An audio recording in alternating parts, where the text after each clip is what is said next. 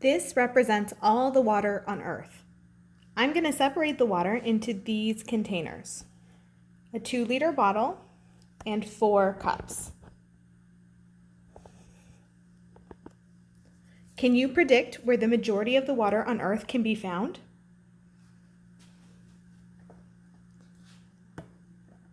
The majority of water on Earth is salt water, found in the oceans and seas. In order to represent how much water is salt water, I need to put in 2,139 milliliters of water into the bottle. I'll do that now.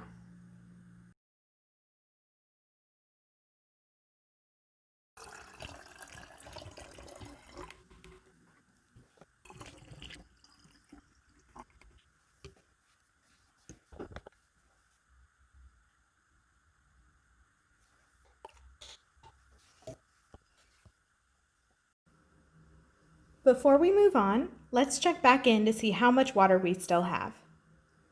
For all the water on Earth that's not in the ocean, we only have this much water remaining.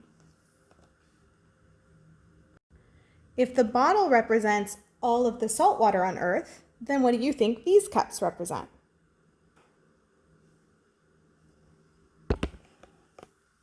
These cups represent all fresh water.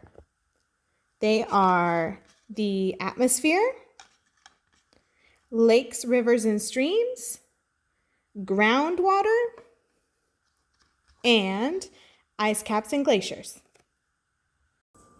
For the ice caps and glaciers cup, I need to add 47 milliliters. This graduated cylinder can be filled up to 50 milliliters.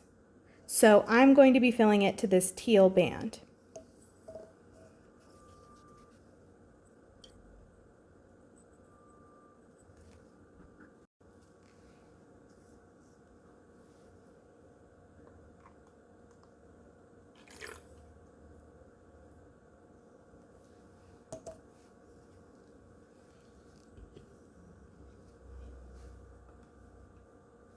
Next, I'm going to prepare groundwater. For groundwater, I only need 13 milliliters of water, which on this same graduated cylinder would be down here.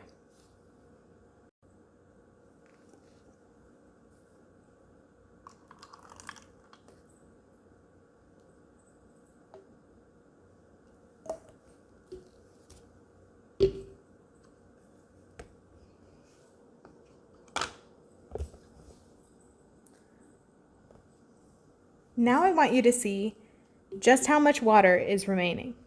Those first 2 graduated cylinders are empty, and this one only has a very small amount of liquid left. I collected all the water that was left, and it all fits into this pipette. Next, I want to represent all the water that's in all of the lakes, rivers, and streams on Earth, and I only need 4 drops to do that.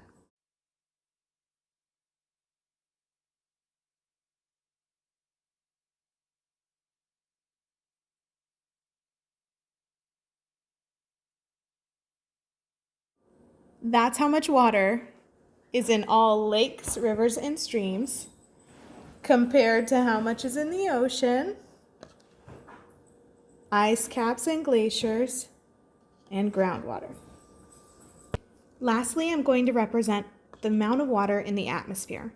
There's so little water in the atmosphere compared to everything else that I only need half a drop.